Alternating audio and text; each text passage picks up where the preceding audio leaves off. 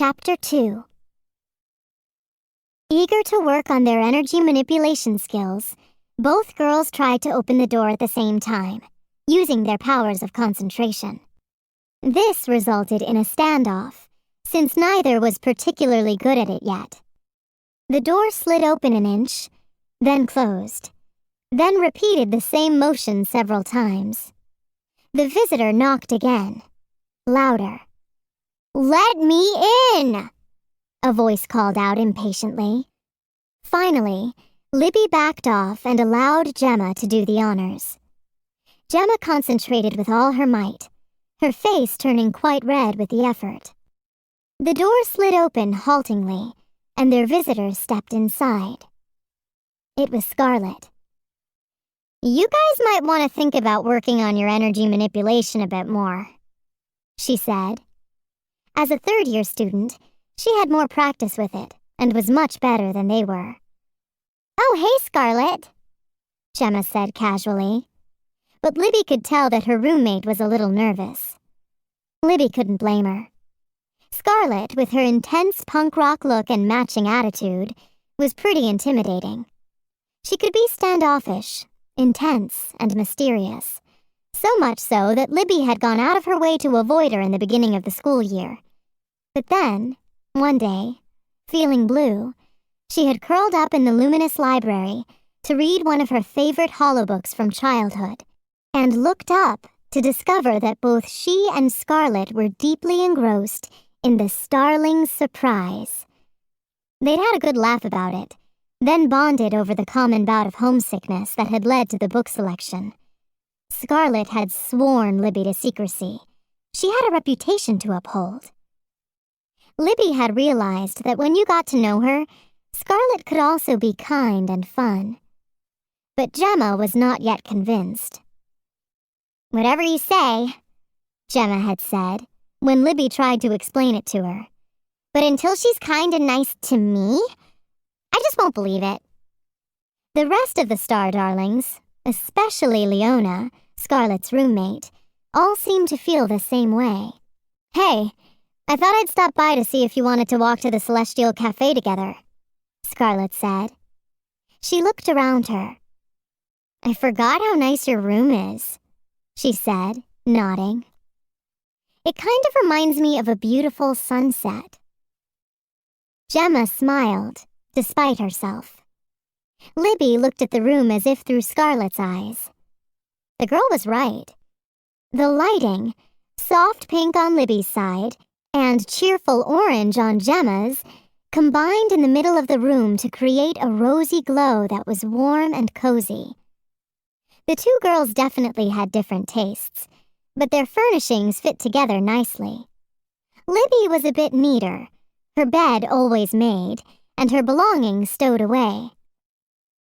Gemma had a lot of stuff for her many interests: musical instruments, holobooks on almost every subject you could think of, stuffed animals, crafting supplies, flora she had collected on nature hikes, a variety of sporting equipment, and it was all crammed onto her floor-to-ceiling shelves. The other Star Darlings' rooms were not quite so harmonious. Sage and Cassie, also first-year students, had a room that was a study in complete opposites. One side austere, and the other quite cluttered. The room that second years Piper and Vega shared was neat as a pin, in soothing shades of blue and green. But the similarity ended there. Piper's side was soft and dreamy, with soothing curved surfaces, lots of pillows, and stacks of dream journals, while Vega's felt angular, clean, and precise. Clover and Astra's room was a jarring combination of sporty and sleek.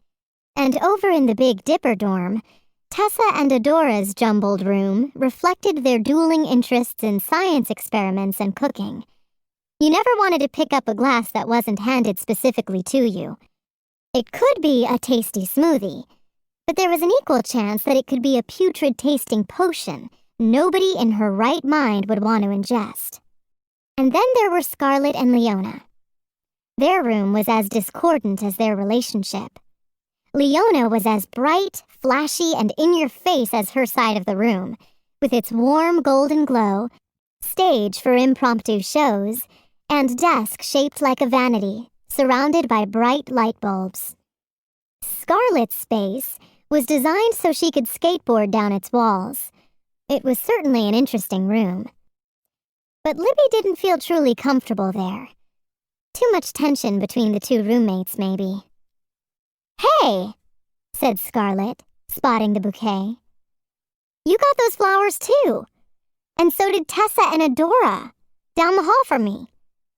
They must be from Lady Stella, don't you think?" She took a deep sniff. "Aren't they amazing? They smell just like Punky Pows."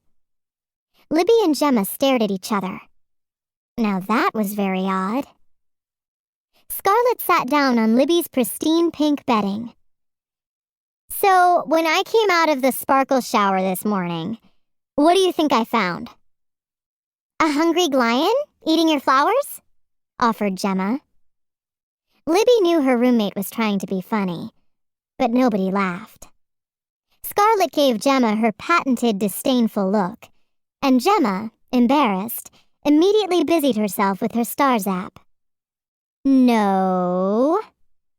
Scarlett drew the word out scornfully. "I found my roommate wearing my grandfather's top hat. That's what," she said. "Again! And again I told her to keep her hands off it. I remind her all the time that it's special, not to be worn, ever. And as usual, she just ignores me." She scowled. Before Scarlett's grandfather had completed his cycle of life, he had been the greatest and most famous magician Starland had ever known. He had been known as Preston the Prestidigitator, and starlings had come from near and far to watch him perform. Preston had left his granddaughter his top hat, which Scarlett kept in a glass case, as if it was in a museum. Rumor had it that the end of his life cycle had been staged, and that as part of an elaborate trick, he would reappear on his next bright day. But Libby was too intimidated to ask Scarlett if it was true. Scarlett shook her head. "You guys are so lucky. You get along so perfectly. What's your secret?" Libby bristled and heard herself say, "We take turns deciding who gets to take the first sparkle shower in the morning." Gemma narrowed her eyes at Libby. "We always listen to each other," she said. Scarlett didn't notice the tension between the two girls. "Well, that's great," she said. "In any event, I'm hungry. Time for breakfast?" The Star Darlings tended to sit together in the Celestial Café, at a table by the window, overlooking the majestic Crystal Mountains. Libby always tried to grab a seat facing the view. Although Libby was friendly with many of the regular students, she had discovered that it was just easier to spend most of her time with her fellow Star Darlings. You could never let your guard down around the others, in case you accidentally let some top-secret information slip. Libby plopped herself down on the seat next to Gemma's sister, Tessa. Scarlett sat on Libby's other side, and Gemma sat across from her, next to Tessa's roommate, Adora. Tessa turned to them with a grin. "I just ordered the Zoomberry pancakes," she said. "You should get them too." "Whatever," said Gemma dismissively. "You know they're never as good as the ones Dad makes on the farm." "I know," Tessa told her sister sympathetically. "The Zoomberries aren't as fresh. But try them. They're still pretty good." Adora, who sat across from Tessa, rolled her eyes. "Do you think I could sit through one meal without hearing about how much better everything is on the farm?" Tessa gave her roommate a hurt look. Libby was surprised to hear Adora's words. She was usually so calm and collected. The sisters looked at each other and shrugged. It was nearly impossible to ask the chatty sisters to stop talking about a subject that interested them, and farm-fresh food was one of their favorite subjects. "May I take your order?" asked the bot waiter. hovering by Gemma's shoulder. She mused. I'm not sure what I'm in the mood for. I really think you'll like the star cake, sis, said Tessa. And you know how important breakfast is. It's the most important meal of the day, Gemma and Tessa said together. They laughed. You sound like Mom, they also said in unison. I was considering tinsel toast with bitterball preserves, Gemma said after a moment. Tessa made a face. I'm not sure if they put in enough sweetener, she said. You know how sour it can be if it's not made correctly. I'd just go with the pancakes. Gemma frowned.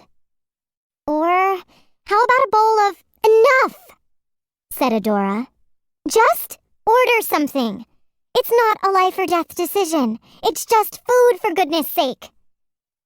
Tessa looked puzzled. Just food? She said. Who thinks that? Libby watched as Adora stood, walked to the other end of the table, and sat down. Libby was surprised by her unusual behavior. The two sisters didn't even seem to notice. Or maybe they just didn't care.